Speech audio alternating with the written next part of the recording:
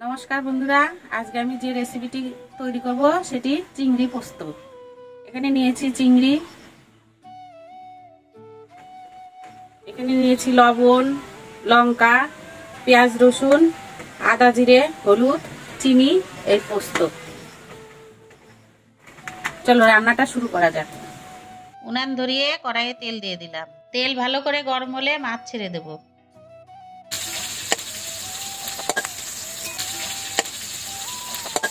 মাছটা যতক্ষণ ভাজা হচ্ছে আমি মশলা করে নেব। এখানে আমি লাল লাল দেখে কাঁচা লঙ্কা নিয়েছি, সেগুলোই পাটায় বেটে নিচ্ছি। আপনারা চাইলে মিক্সিতেও বেটে নিতে পারেন। এখানে মাছ একদিকে ভাজা হয়ে গেছে, এবারে উল্টে দেব। চিংড়ি মাছ ভাজলে একটা আলাদাই সেন্ট বের হয়। মাছটা আর একটু ভালো করে ভাজা হোক, আমি ততক্ষণ আদা জিরেটা বেটে নেব।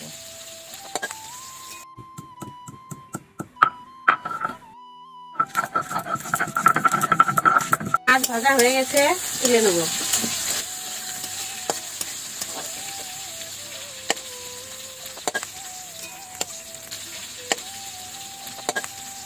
এই তেলের মধ্যেই দিয়ে দেব বেটে রাখা লঙ্কা, আদা জিরে।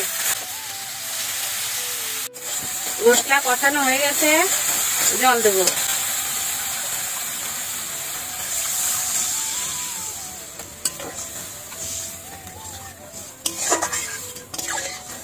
দু মিনিট ফুটতে দেব। পোস্ত বেটে নেব। একটু ফুটলেই মাছগুলো দিয়ে দিয়েছি, এবারে পোস্ত বাটাটাও দিয়ে দেব। হাফ চামচ গরম মশলা দিয়ে দেব, সামান্য চিনি দেব।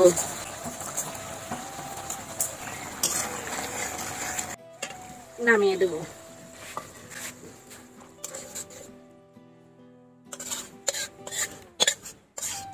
তৈরি হয়ে গেছে আমাদের আজকের চিংড়ি পোস্ত। আপনারা অনেকেই খেয়েছেন চিংড়ির মালাইকারি। এভাবে চিংড়ি পোস্ত খেয়ে দেখবেন কেমন হয়েছে। আর লাইক কমেন্ট করবেন, আর সাবস্ক্রাইব করতে ভুলবেন না। কমেন্ট করে অবশ্যই জানাবেন কেমন হয়েছে। বাড়িতে এইভাবে রান্না করবেন।